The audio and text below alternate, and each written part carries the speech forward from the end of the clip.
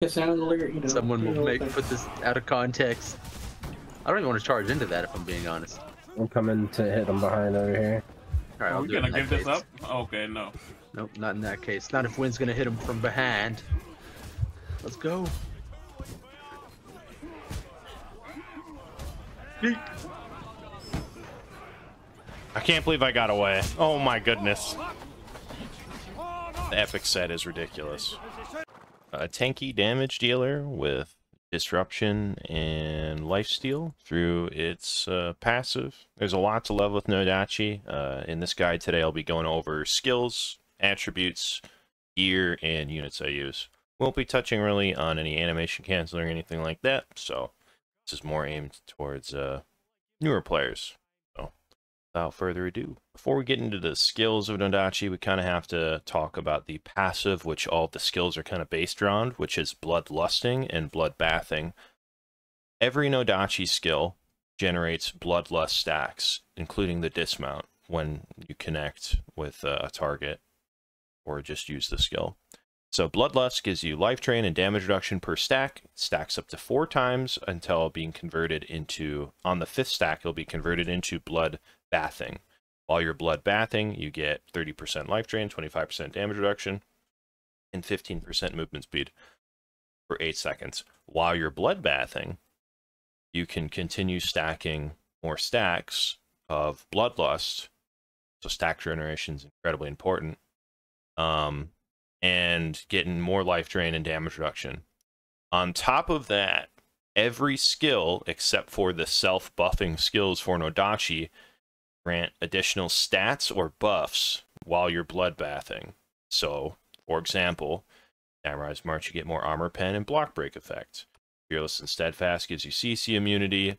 Bloodthirsty gives you 30% more defenses for 5 seconds. Tiger's Claw gets a bunch of damage.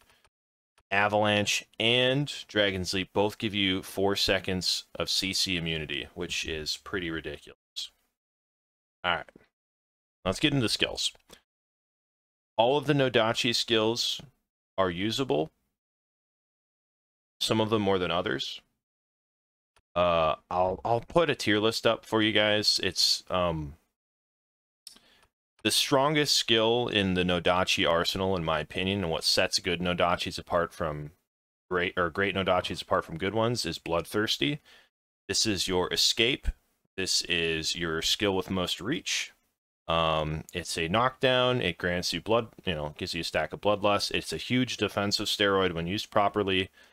You can combo with like animation canceling and roll behind people after you knock them down. It's so versatile in what it does. The only thing it really doesn't do is kill units, which is fine considering it gives you all these other things. It can stop cavalry charges if they're clumped up, which a lot of the times like Hussars and Wanjia heavy cav, they're usually really tightly clumped up. You can stop an entire cav charge with this skill if used properly. So this is like your S tier skill. Your A tier skills, which are very strong, very usable, almost everybody uses them in some capacity, are Fearless and Steadfast, Samurai's March, and Tiger's Claw. Fearless and Steadfast does okay damage. It picks you up from dazed, knockdown, and concussed, which is solid. It gives you immunity to CC for 2.5 seconds if you use it while bloodbathing, which is incredible. The only downside, it has no CC attached to it, and it just doesn't do as much damage as, let's say, Samurai's March or Tiger's Claw. Which, Tiger's Claw, also an A-tier skill, does a ton of damage. It heals you on hit, it knocks enemies back, and it does more damage, and it grants 2 stacks of Bloodlust, which is great, and it grants you more damage while it's bloodbathing. The only downside, there's no recovery attached to the skill, which is why it's in the A tier, not the S tier. If this picked you up, I mean, it would be incredibly broken, and this would be probably close to being the best skill over Bloodthirsty. And then Samurai's March is the same thing, except for it has, instead of Leech on hit, like this gives you 900 life per enemy hit, which can heal you a ton.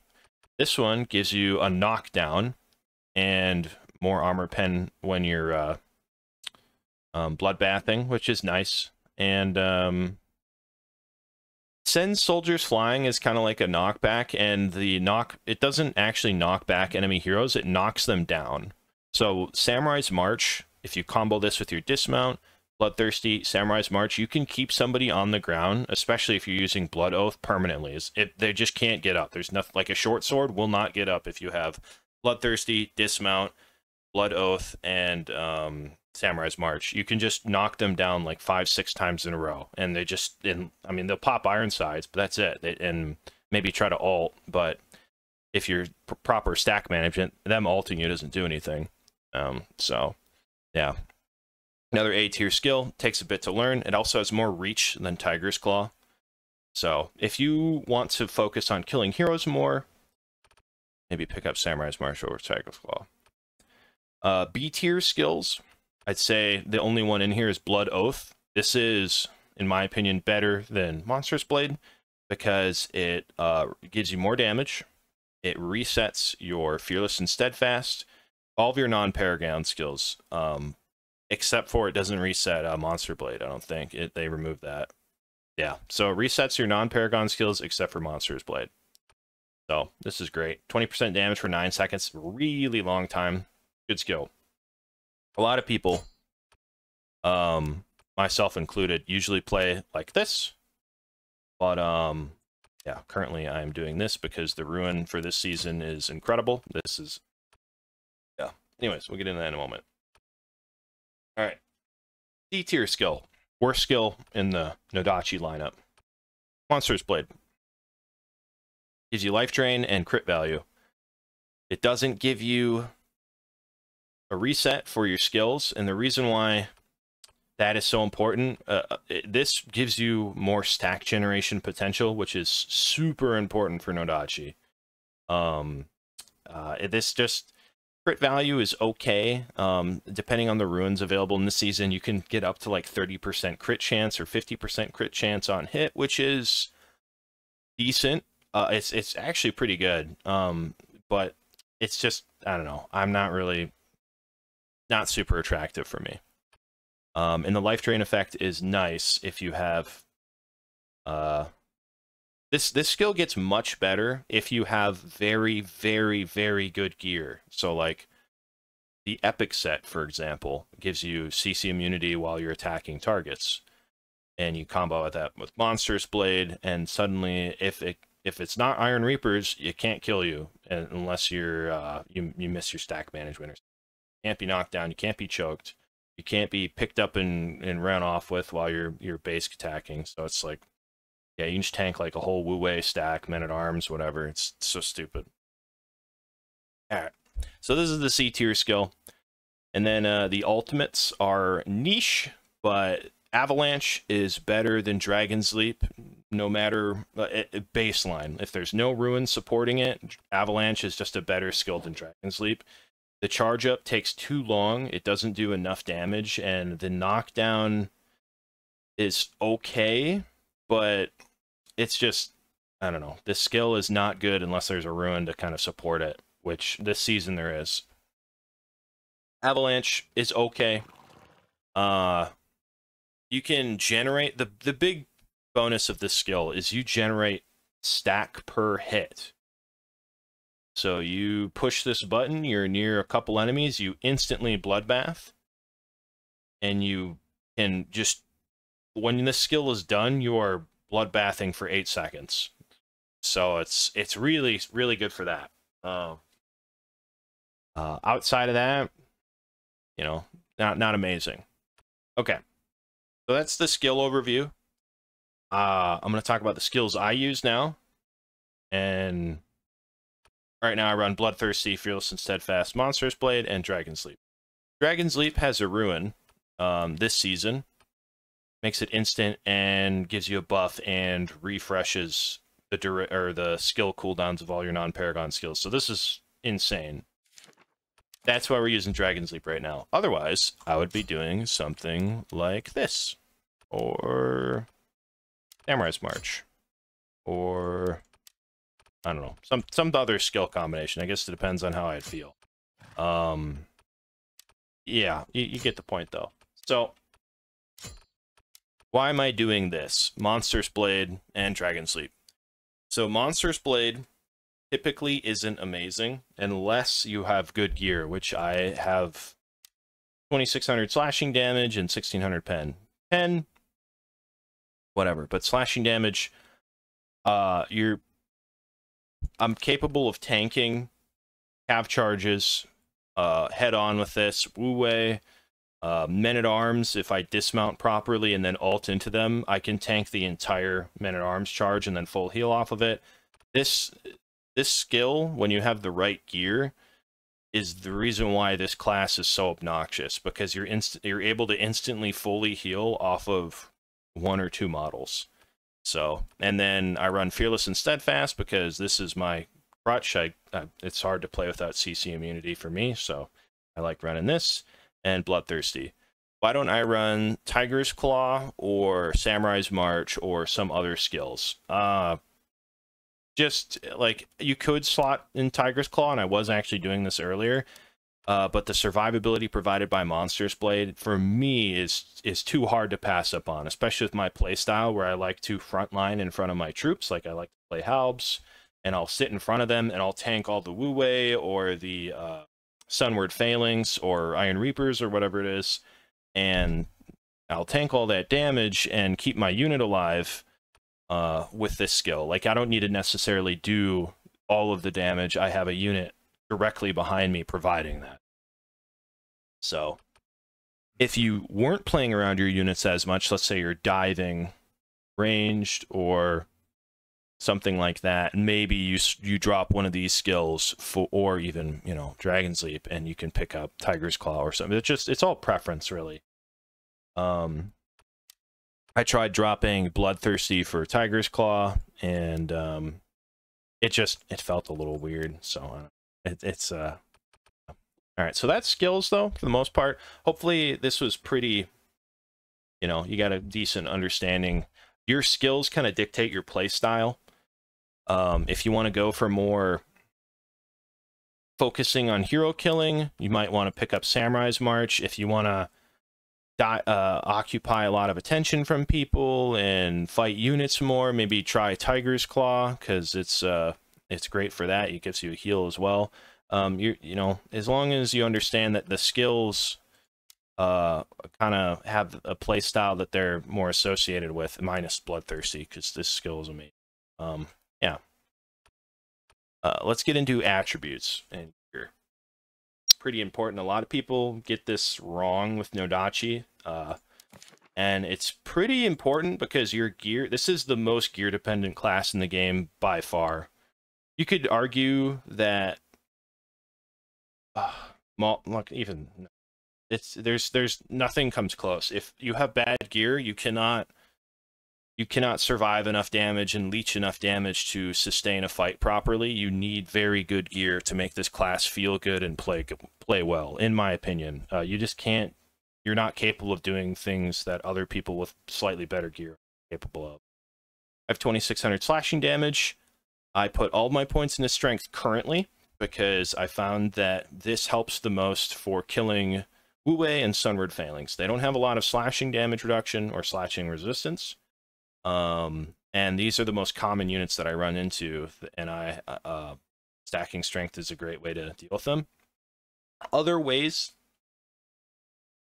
you can do your stats is by putting points in armor and toughness, and that is more for if you are trying to fight away from your unit or you're trying to sustain different types of damage. So like Wu Wei don't care much about armor, so me putting points in armor doesn't help fight them, but you could put points in armor and stuff if you're trying to like sustain Reaper damage or Palace Guard damage or something like that. Most pike troops and I think Solidars and whatnot have too much penetration, so it wouldn't matter if you stacked armor. You don't get enough to mitigate enough. Why don't I put points into agility? I do sometimes. If I feel like grinding my face against Reapers all day, I will put more points into agility. I'll get my penetration up to like 2000. Problem with Reapers and stacking penetration is they get 60% flat damage reduction from their passive. So even if you have 2000 penetration, or I've switched my gear around to have full agi and using the 2 set, and I'll put my penetration up to like 2100, 2200, and it's just, it doesn't feel like it helps that much because their ability to stack and refresh that 60% damage reduction passive keeps them alive for so long. So like rat and bleeds and poisons seem to work a lot better at bringing them down than just grinding into them. So that gear. I had a Yamakiri that was much better than this Bancho. That let me hit like 2900 slashing. But anyways, actual important stuff. Gear. Your bread and butter is the Carnifex set. I think this is the most straightforward. It gives you lots of damage and lots of survivability. It gives you armor and toughness, which is nice. Strength and agility, which gives you 60 pen and 60 damage. And it gives you 150 flat damage. The alternative, or a alternative, is swapping 2 pieces of the Carnifex set to get the 2-piece from the first, like the 150, and then you can get the penetration from the Rogue set. So 250 penetration, which is a lot. You know, that's pretty solid. Bumps my penetration up to 1700. That would help me fight heavy armor heroes. I would lose about 100 defense across the board, which is a bit, but when you're sub 1200 defense, it's whatever. I don't know. Like, going from 500 defense to 600 doesn't feel as impactful as going like 1100 to 1200. So, I don't know. And then the third set is the absolutely ridiculously broken set, which is you lose a bit of damage and a little bit of defense, but if you can get a well-rolled Nodachi set, you get 2 seconds on your bloodbathing duration, so it goes from 8 to 10. You get a little bit of damage, but the most important part of this is while Combo Strikes is active, you're immune to all control effects except Winded. So not your first attack, and not your last attack, but every basic attack in between, so you have a 4 basic attack chain. Your second and third attacks, you're immune to all crowd control. And you can stagger it out to be immune for what feels like a very long time. And yeah, this set is in combination with your Fearless and Steadfast immunity, or your crowd control immunity if you're using one of the skills like Avalanche or Dragon's Leap. There's not a whole lot people can do unless there are like rat and poison, or they choke you at the right time, that they can really do to stop you from dealing damage and leeching. In combination with your ridiculous passive, this combination of stuff makes Nodachi one of the, like, not as obnoxious as Chain Dart, but just capable of tanking and dealing so much damage. So that's for the gear. You don't need the set, but like if you can get the set, you should definitely get the set. All right, let's talk about units. I don't use very standard units. Most people, when they play Nodachi, will lean towards like Imperial Spear Guard or Cav, and units that don't require much micro, because Nodachi, there's a lot of animation canceling, and your skills have pretty low cooldowns, so it requires you to, I don't know, focus a little more. For me, it doesn't really matter that much. I'll play Wu Wei or any, a lot of what units I use is just whatever I feel like using at the time. But I almost always bring Shoots-Deniers, which are the best support unit in the game. They are one of the best tools to have on a push because of the ridiculous amount of healing and utility they bring to the table. They're a shit archer, but it's fine. They don't need to do damage. And then I play a lot with Halberdiers, Rattan units, I'll almost always bring green shields, because having like a tanky Rattan marksman sponge is nice. I like using the Rattan pikemen and round shields a lot because they're good at dragging down high quality infantry. If I'm not using Rattan units, I will slot in imp pikes, or I'll slot in merms because they're tanky shock troop. That's also a shield wall. I like playing shield walls. It helps. A lot of people don't bring shield walls, especially in this meta with Cav and Reapers being so powerful. But Rattans are in a, like, if you don't have something to absorb Rattan marksmen and they exist on the field and they're on the other team, there's not much you can do to push into them outside of scorpioing them or trying to dive them, which can cost you the game if you don't actually kill them. So the units that I use, it just depends. But yeah, I don't know. I like my cheap stuff. I like being cost efficient. If you watch like Super Kitawek or Kriegi, who are other like Nodachi players, you'll see like Super Kitawek likes to use like Solidars and Reapers and Sunward Phalanx a lot. He also uses Rattans as well. At least he used to. I'm not too sure if he still does. At least the last couple of videos he's uploaded, I haven't seen him really much. And whereas like you look at someone like Kriegi, who likes to do like the one-man army stuff where he's diving, bringing like 5 heroes off in the middle of nowhere on the map, and he'll use like Huanjia Heavy Cav or Wu Wei or something like that. So it just your units, it's like most other classes. It just depends on which units you like using and stuff. There's no like, you need to use this certain unit with this class. Modao and ISGs are brought up a lot because, well, maybe not Modao, mostly ISGs. ISGs, when you press cover commander, I believe it's 20% damage reduction while their cover commander is active. You just take 20% less damage from units. You combo that with Bloodbath, and that's a lot of damage reduction. It's like 55% or 58 or something ridiculous. You get very tanky. But yeah, I think the poison, reducing the damage enemies deal by such a substantial amount and slowing them down, kind of gets the same thing done. Although this requires to be stacked up and you can kill them with a liquid fire, so yeah. I like using Halbs because the way I play, I'm frontlining for the unit. I believe I mentioned this already. I like to just sit directly in front of the unit while the Palbs are poking everything. All right. And that's mostly it. That's Nodachi in, I guess, oh my God, it's been 22 minutes. I didn't think it would actually last this long. But yeah, hopefully this was helpful. If you haven't played Nodachi before, or, you know, you're just learning it, don't feel like you have to be shoehorned into using a certain set of skills or units. Nodachi is incredibly versatile. It is a pretty high learning curve, the difference between... I mean, there's just so much to learn with Nodachi, but yeah, hopefully this was useful. Hopefully this was helpful, and I'll see you guys next time. Thanks so much for watching.